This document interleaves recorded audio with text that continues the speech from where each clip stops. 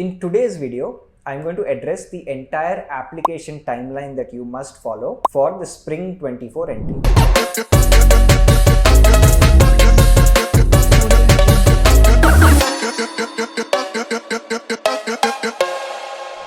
Hello guys, this is Shrikar, the co-founder of Gradvine. I'm an alumnus of Dartmouth College, and through Gradvine, we've guided thousands of students to the finest universities all over the world. Welcome to part 1 of the most comprehensive video series for anyone looking to apply to a master's degree abroad. Now I know this is a long title, but it definitely will be a useful series, so stay tuned. In today's video, I'm going to address the entire application timeline that you must follow for the Spring 24 entry. If you follow this timeline as closely as possible, you will have a super smooth application process.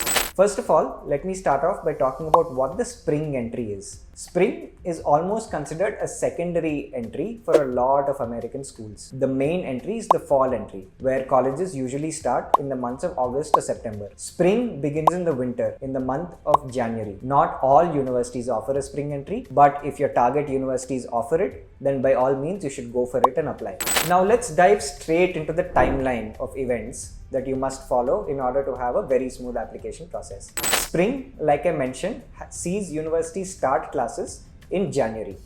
This video is being recorded in 2023, so you're likely looking at the Spring 2024 or the January 2024 intake. That's when the universities begin. For the January 2024 intake, most university deadlines will be in the month of October. However, keep in mind that these are the final dates and most spring admits can be rolling, which means it's first come, first served. So for all practical purposes, you should look to complete your applications in August. And this entire timeline that I'm going to convey is keeping that August deadline in mind, even though the final deadline will be in October. Let's begin with the first step or the first milestone in this entire process. Now, if the final deadlines are in October 2023 for a January 2024 start date, your process or journey begins an entire year before the actual deadline, which is October of 2022. So 1 year prior to the deadline is when your GRE preparation needs to start. So in October of 2022, ideally you should have started your GRE prep. When January of 2023 comes along, ideally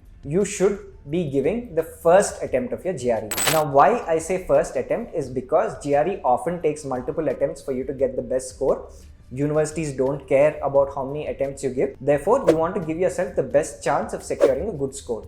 Therefore, attempting the GRE for the first time in January 2023 will make sure that you have all the tools and all the time necessary to get a great score. Once you complete the GRE in January 2023, by the month of March, you need to start contacting your choice of professors or your internship managers or your reporting managers at work for recommendation letters. Get their consent, understand all the information you need to give them to get a recommendation letter going, and make sure you are making them aware of the number of universities you're applying to so that they're prepared to upload it from their official email ID. I told you already that January should be your first attempt of the GRE. Now, whatever you do beyond the first week of April, I recommend you finish how many ever attempts of the GRE you want. By the middle of April, you should have your GRE scores in hand because you need to dive into your application documents post that. In later parts of this video series, I'm going to be covering all the documents that you require for a successful master's application. So if you stay tuned to our video series, you'll know that. But for now, all you need to know is that there are a lot of documents you need to get ready, and preparing all of them will take at least 2 months. Therefore, by the middle of April, you should start working on your statements of purpose,